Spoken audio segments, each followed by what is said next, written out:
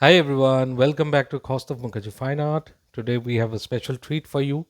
Previously, you've seen a video on how to do a monochromatic grisaille as underlayer for a glazing demo. Now we are going to create a beautiful oil painting with the help of the glazing method.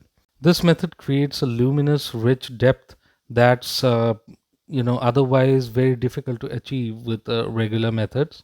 Today, our focus will be on using vibrant colors to bring out the beauty of ancient Indian woman. We'll be using a range of warm and cool tones to highlight the texture and create a lifelike representation. So let's get on with it. Sorry to cut the flow of your video, but this is an announcement post that I run realistic oil painting classes online. So if you wish to learn how to paint high realism without paying too much, then you can contact me on Instagram. So let's continue with the video. So all the colors that we are using are transparent colors, and here I am going to use the traditional Indian yellow, and which is a very transparent colors, and all the other colors, for instance, Quinacridone Rose, are also transparent, hint of burnt umber to create the dullness. And here I'm starting with the shadows because in a way this follows the watercolor principle, so leave out the white. But in glazing method we don't leave out the white, we paint the white along with the translucent glazes that we put and create an intermixing, and also create some sort of scumbling marks where opaque paints are also there. So it's not just like watercolor, it's a technique on its own and needs perfection and needs conception. So a lot of practice is needed to get to somewhere. And here you can see the first layer is hardly encouraging, it's very dull and strange looking, but eventually we will get to a very bright and powerful saturation that uh, can be achieved with glazes on top of each and every layer that was there. And here I'm wiping to create some sort of a homogeneity. And eventually it's important to mention that this is the first time I'm painting a fully glazed picture, and this is not the technique that I use. I generally use opaque colors, and if I need variations then I glaze over them, but this is like a fully glazed painting. And here you can see that I'm putting down warm tones with reds as well as yellows and some amount of brown, and create some sort of this extreme warm tone. It might be unnatural, but this is quite useful, and overall you will see that it creates some sort of an attraction. And I am also following the Rembrandt's method, where the paint, the underlayer has some amount of thickness, so that we get the hits and misses quite often, and you we can use that effect as well. And on top of these cues we can put the highlights as well. And here you can see that I am using my fingers to blend the tones, because it's very difficult to do it with the brushes in the initial layers, at least in my case. Now you can see that it's hardly like a watercolor. Here, even if you put too much oil into it, which I wouldn't like, it's better that you use a lot of oil, but overall depend on the pigment.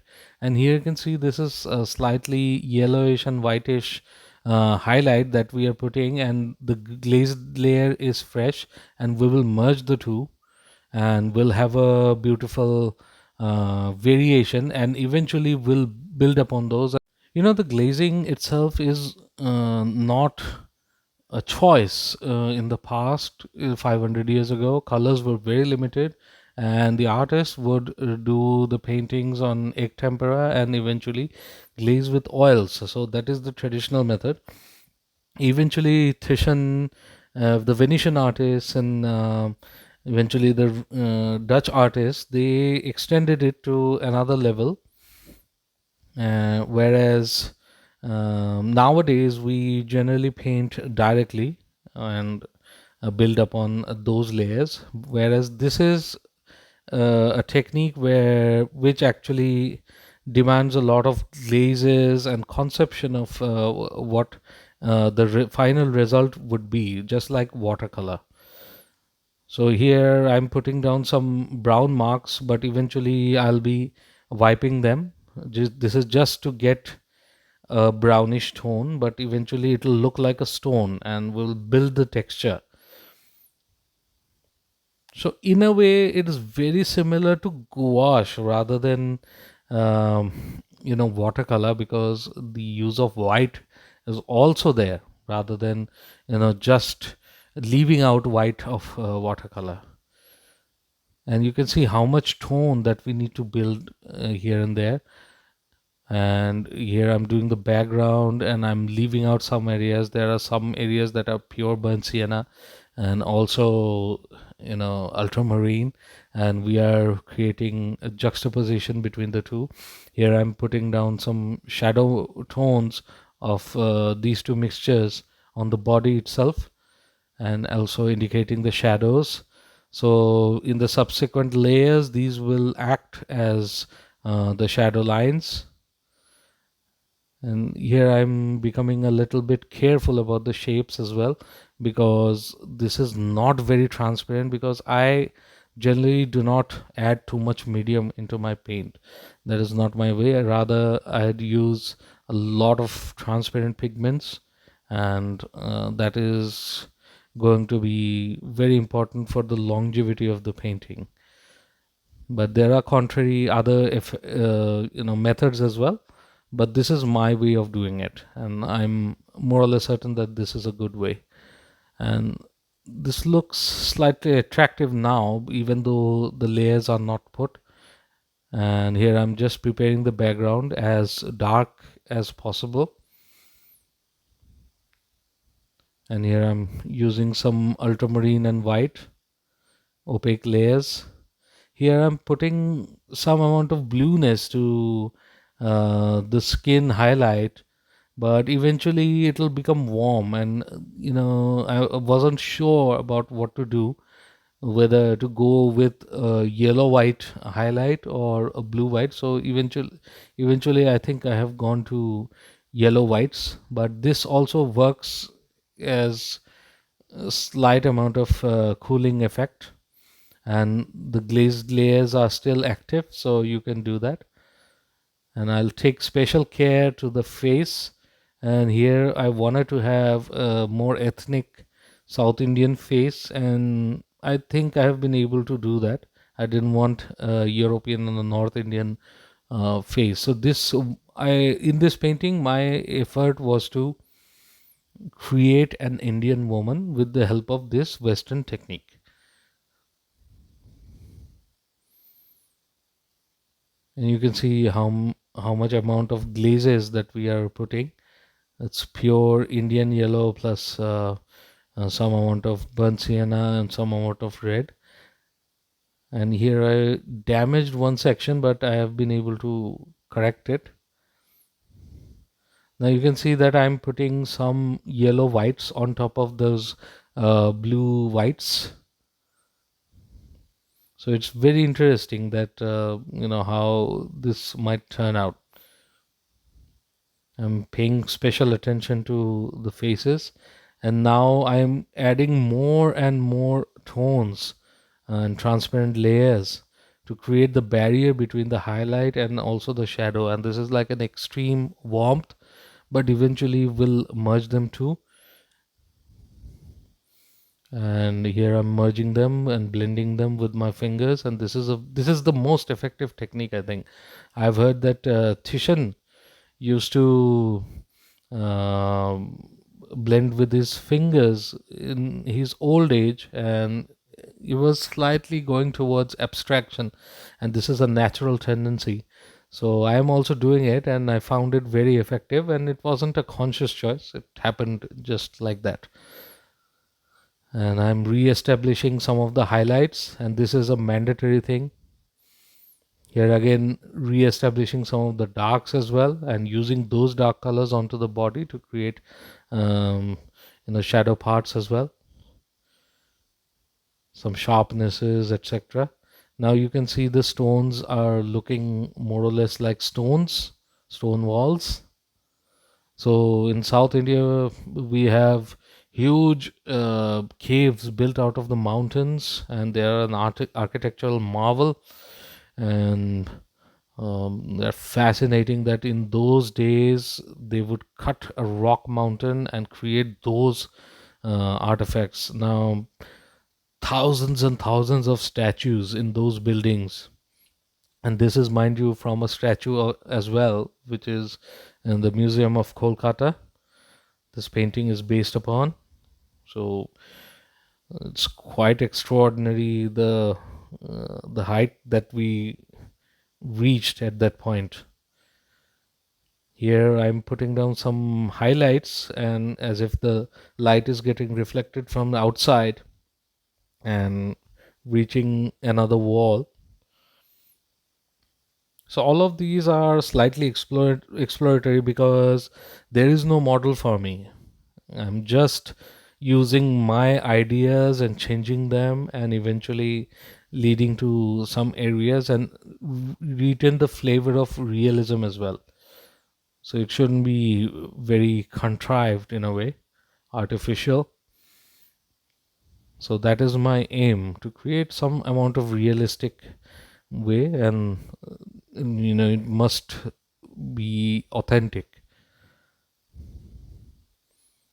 Now you can see that how much glazes that I'm putting, especially in the hands and arms, wherever I feel that reflected light would be there, and reflected light is from the body itself.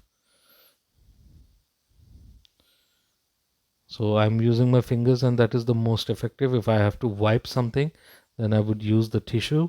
And here I'm putting down some whitish marks as well. Now I'm re-establishing the drawing. There are some shapes where I wasn't that confident, but this is the first effort in this, and I understand the value of drawing. So if I continue this in the near future, maybe a Caravaggio method, which is a more direct way of painting, or maybe another glazing exercise. So I'll be more careful with the drawing, so that there are no surprises for at a later stage. But here it was very difficult for me because this is the first genuine effort to achieve this glazing technique. Here I'm paying attention to the jewelry, and mind you, there is a movie called Utsav which depicts ancient India, and there were a lot of attention paid to the detail, and I can confirm that some of the jewelries that I've used are very similar to the ones that were done in the movie. And also I've paid attention to the jewelries that were there in the statues. It's slightly difficult to make out, but still they're there, and they're very effective, and I'm happy with the result, and paying attention to all the details. So if you like this video, then please click the like button also, and subscribe, because there will be more of these tutorial things, and also color related discussion, technical discussions. So I would request you to subscribe for more technical discussions, and also remember to click the bell icon so that you get notified when a new video has been uploaded. And let's pay attention to what I am doing here. I'm becoming more and more realistic in terms of representation. I'm paying attention to the form and determining which shadows go where. So that is my primary objective. And you can see that they had mirrors, and this was there in the statues, so establishing some amount of linear shadows, and also correcting the fingers a little. So this was completely my idea of the fingers. Here I'm putting down highlights, the body parts and the nipples, and this gave me quite a lot of headache because the shapes were not that perfect, but it's okay. And this is an Indian body, this is not a Western body. So the figure should be more authentic. So that is what I'm doing. And there was no culture in ancient India to cover the breast, at least not in the, for the regular people. I'm not talking about the kings and queens, but this was so, and this is evident in all the frescoes and sculptures of the past. So I guess it's mostly due to intense heat of India that prevented from developing the culture of covering the breasts, but that is what it is.